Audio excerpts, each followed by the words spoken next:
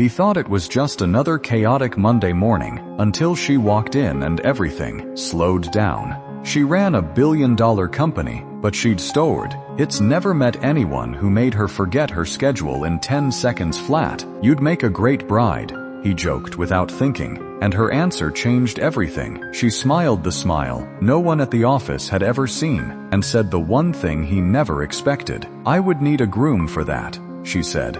And in that instant, his whole world tilted off its axis. If you've ever believed that love finds you in the most ordinary moment, on the most ordinary Monday, wearing the most ordinary flannel shirt, then this story is for you.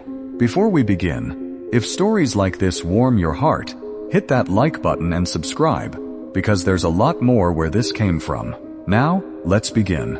Daniel Hart had exactly 4 minutes to get his daughter to school, drop off a coffee order for his best friend, and still make it to his shift setting up event furniture in the lobby of Cross Tower, the gleaming, glass-skinned headquarters of Cross Global Enterprises. He was 34 years old, a single father, a man who had learned to run his life like a fire drill, because chaos was simply the weather he lived in now.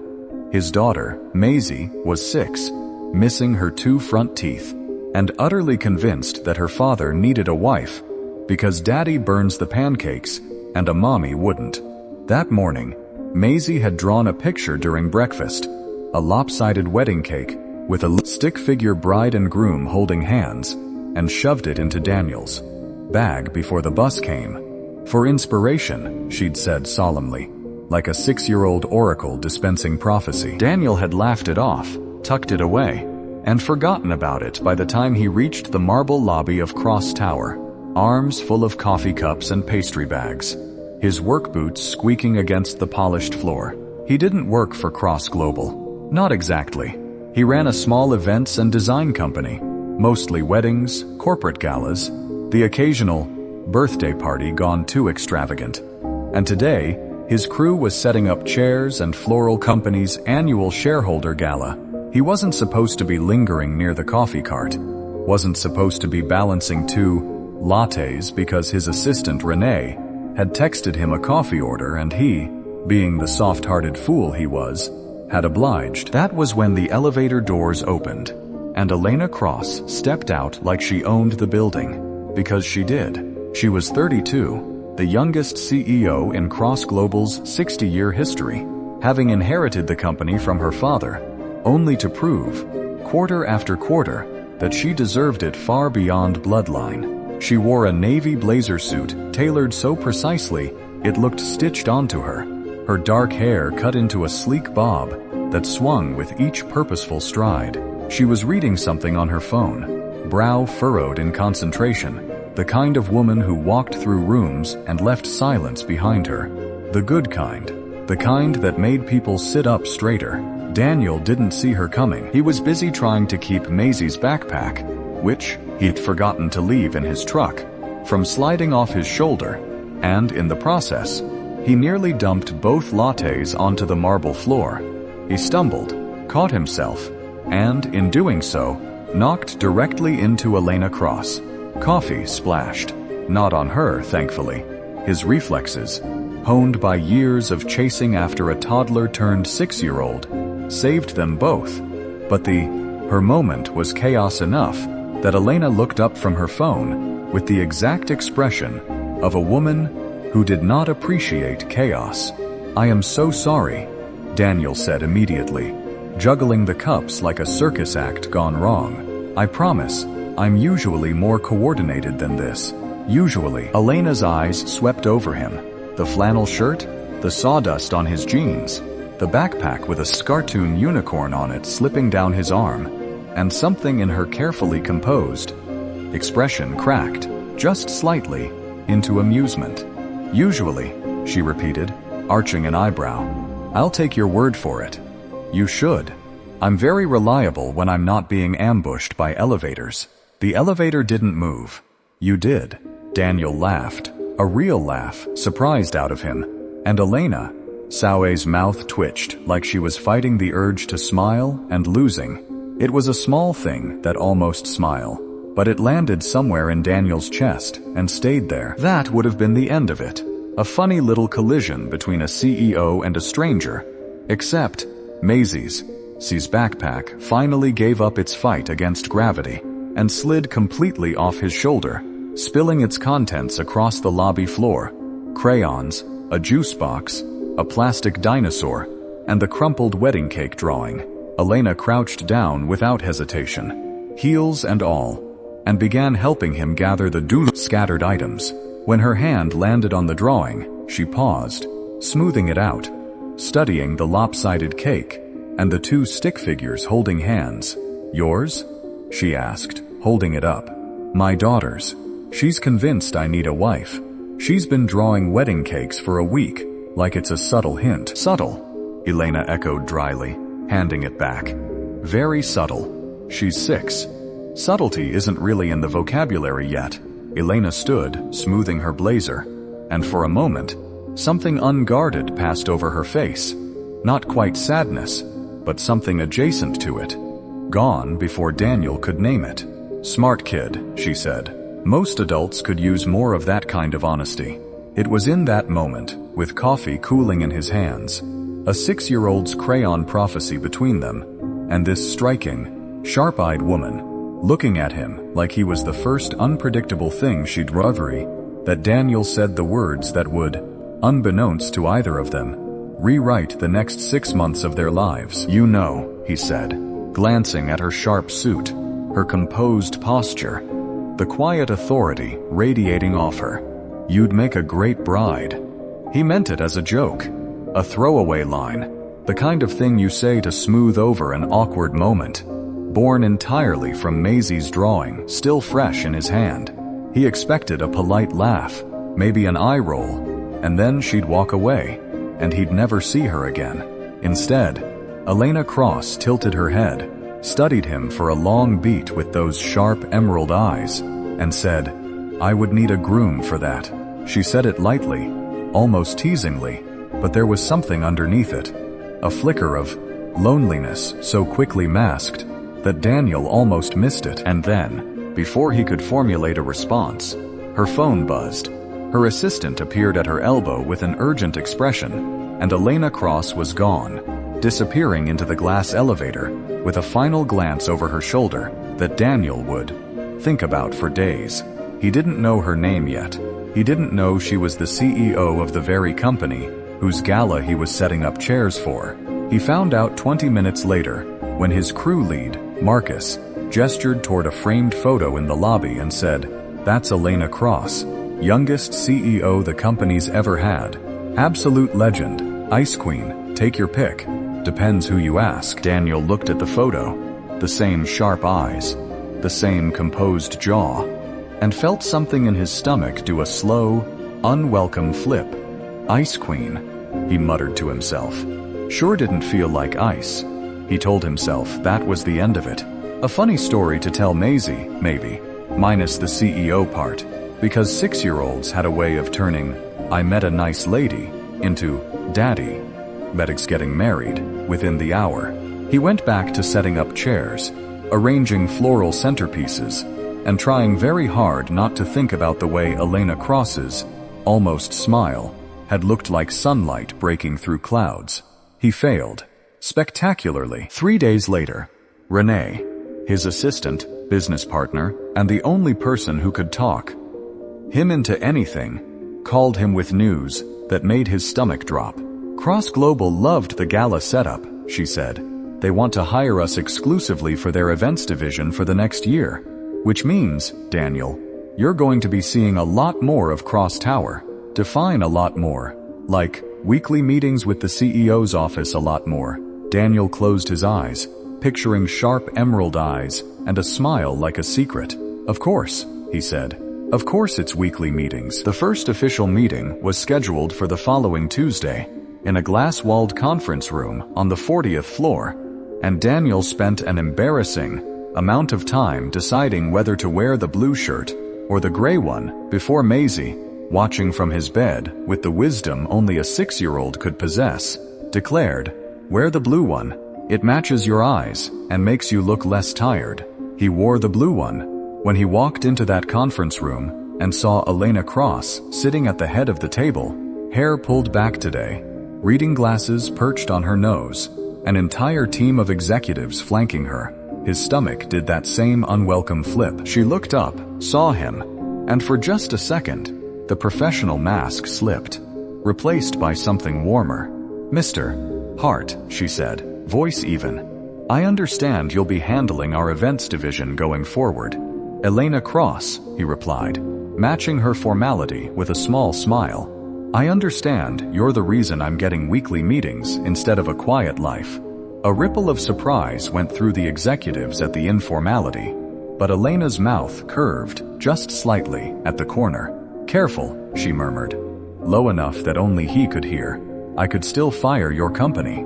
"You could, but then who'd remind you that you need a groom?" Her eyes flashed, not with anger, but with something startled and pleased, quickly hidden behind her folder of notes. "Let's begin the meeting, Mr. Hart." That was how it started, not with grand declarations, but with small, sharp exchanges tucked between spreadsheets and floral arrangements, between boardroom meetings and late-night texts about seating charts. Over the following weeks, Daniel found reasons to stay later than necessary, and Elena found reasons to walk down to the events floor instead of sending an assistant. They argued about tablecloth colors and centerpiece heights, and somewhere in the arguing, they started laughing more than fighting. He learned things about her that the tabloids and business magazines never printed, that she'd built her entire identity around being unbreakable because her father had told her, at 16, that emotions were liabilities in a boardroom, that she'd been engaged once, years ago, to a man who'd only wanted her for the company she'd inherit, and that the betrayal had calcified into a wall so thick that even her closest colleagues rarely saw past it, that she kept a single photo in her office, her mother, who had died when Elena was 12, and that she visited the cemetery every year on her mother's birthday, alone, because she'd never let anyone close enough to ask to come with her. She learned things about him too, that Maisie's mother had left when Maisie was 2, unable to handle the reality of motherhood, and that Daniel had rebuilt his entire life, quit his corporate job, started his events company, from nothing, so that he could be present for every school play and skinned knee, that he still burned pancakes every single time, because he refused to let Maisie see him give up on trying, that underneath his easy jokes was a man who had learned the hard way that showing up mattered more than any grand gesture ever could. 6 weeks in, Elena did something she hadn't done in years. She invited someone to dinner who wasn't a business contact. She invited Daniel and Maisie to her penthouse, ostensibly to discuss the gala's final details, but everyone in the room, including Maisie, who had the emotional intelligence of a much older child, knew it wasn't seating charts. Maisie took one look at Elena's penthouse, at the floor-to-ceiling windows and the city glittering below, and announced, "This is the fanciest place I've ever seen. Are you a princess?"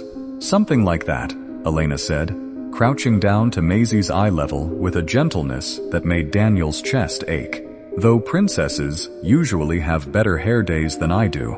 "Your hair looks nice," Maisie said generously. "Daddy says you'd make a great bride." "Maisie," Daniel said, mortified. But Elena just laughed. A real, if unguarded laugh that Daniel had never heard before, bright and surprised, but like she'd forgotten she was capable of it. "Your daddy has said that before," Elena said. "I told him I'd need a groom." "Daddy could be the groom," Maisie said, with the devastating simplicity only children possessed. "He's really good at weddings. He does them for a job."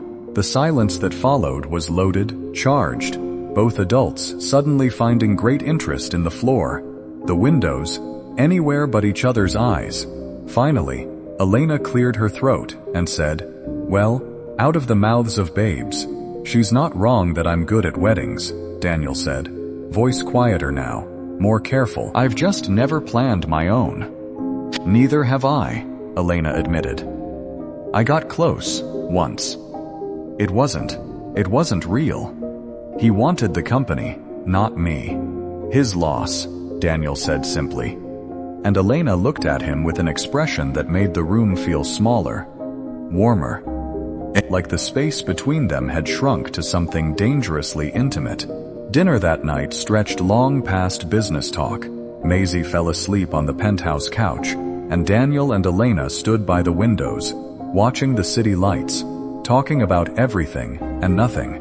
Her mother, his ex, the terror and joy of building something from nothing. For the first time in years, Elena Cross let someone see the parts of her that weren't armor, but love stories, even ones that begin with coffee spills and crayon prophecies, rarely move in a straight line. The trouble began 3 months later, when the board, a collection of aging men who'd worked with Elena's father and never quite trusted her instincts, caught wind of her growing relationship with the wedding planner, as they dismissively called him. They saw an opportunity, a distraction, a liability, a story that could be spun into headlines, questioning her judgment right before a crucial merger vote. One board member, a silver-haired man named Charles Whitfield, who'd wanted Elena out of the CEO chair since the day her father died, leaked a photo of Daniel and Elena laughing together outside a restaurant to a tabloid, with a caption implying she was neglecting company duties for a romance with an employee. The headline read, "CEO cross-trades boardroom for bridal fantasies. Company stock dips amid distraction rumors." It wasn't true. The stock hadn't moved because of Daniel. It had moved because of unrelated market fluctuations. But truth rarely mattered in headlines, and Elena, who had spent her entire career building a reputation as unshakable, watched years of credibility threaten to crumble over a photo of her laughing on a sidewalk. She panicked, not visibly. Elena Cross never panicked visibly, but internally, in the way she pulled back, canceled a dinner with Daniel, buried herself in emergency board meetings, and let the wall she'd spent years constructing rebuild itself brick by brick.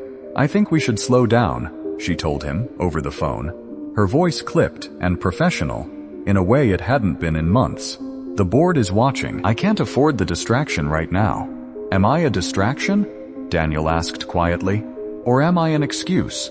The question landed harder than he intended, and the silence on the line stretched long enough that he thought she'd hung up. "I don't know how to do this and keep everything else standing," she finally said, voice small, in a way he'd never heard from her. "I've spent my whole life making sure nothing could be used against me, and now there's a headline with my face on it, calling me a fool for a man."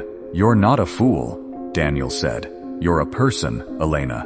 You're allowed to have a life outside spreadsheets and board approval, not if it costs me everything I've built." He didn't push. He'd learned enough about her walls to know that pushing only made them thicker. Instead, he stepped back, gave her space, and focused on Maisie, on his business, on the ache in his chest that he refused to let Maisie see. Weeks passed. The gala Elena had hired his company for came and went, coordinated through emails and third parties, and Daniel realized, with a hollow kind of clarity, that he might have lost her before they'd even truly begun. But Maisie, in her infinite 6-year-old wisdom, had other plans.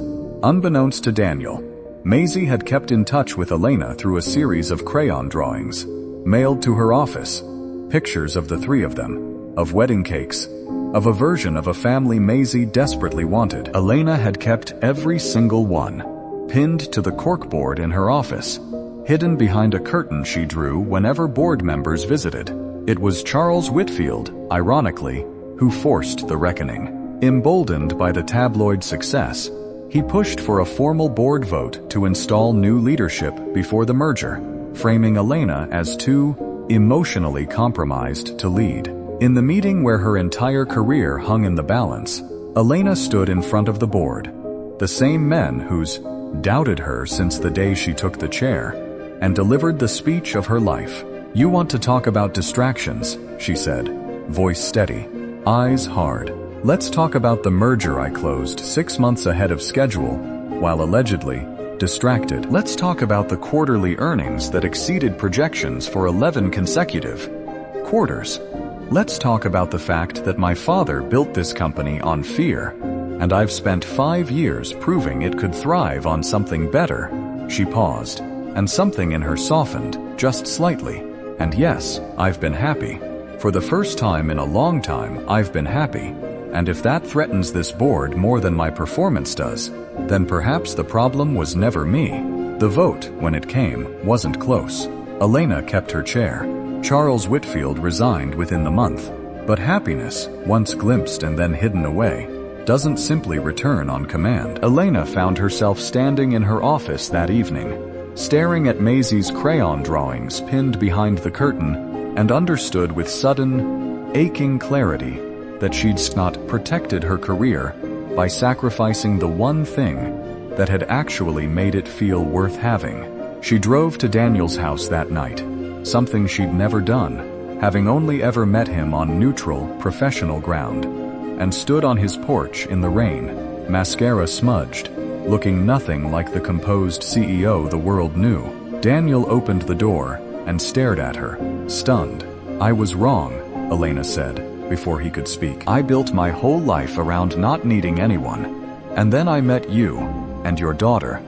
And I panicked because for the first time, I had something to lose that mattered more than the company. I'm sorry I let a headline scare me out of something real. Elena, I would need a groom," she said, voice breaking slightly, echoing the words that had started everything. "I said it as a joke, months ago, but I don't think it was ever really a joke, was it?" Daniel crossed the porch in 2 steps and pulled her into his arms, rain and all, and for a long moment, neither of them said anything at all. They simply stood there, finally letting the walls fall. 6 months later, in a small garden ceremony that Daniel had designed himself, string lights, wildflowers, and exactly 0 board members in attendance, Elena Cross became Elena Hart. Maisie, now 7, served as flower girl, scattering petals with the solemn pride of a girl who had predicted this outcome from the very beginning. Her crayon drawings finally made real. Elena wore a simple ivory gown. No cameras, no headlines, just the people who mattered. Watching a CEO who had once believed love was a liability discover that it was, in fact, the only thing worth building a life around. As they exchanged vows beneath the string lights, Daniel leaned close and whispered, echoing the words that had started it all, "Told you you'd make a great bride." "And you," Elena whispered back, smiling through happy tears, "make an excellent groom." If this story reminded you that love often arrives disguised as an ordinary Monday, in coffee, spills and crayon prophecies and second chances, let us know in the comments below. And if you believe every heart deserves its own happy ending, don't forget to subscribe for more stories just like this one.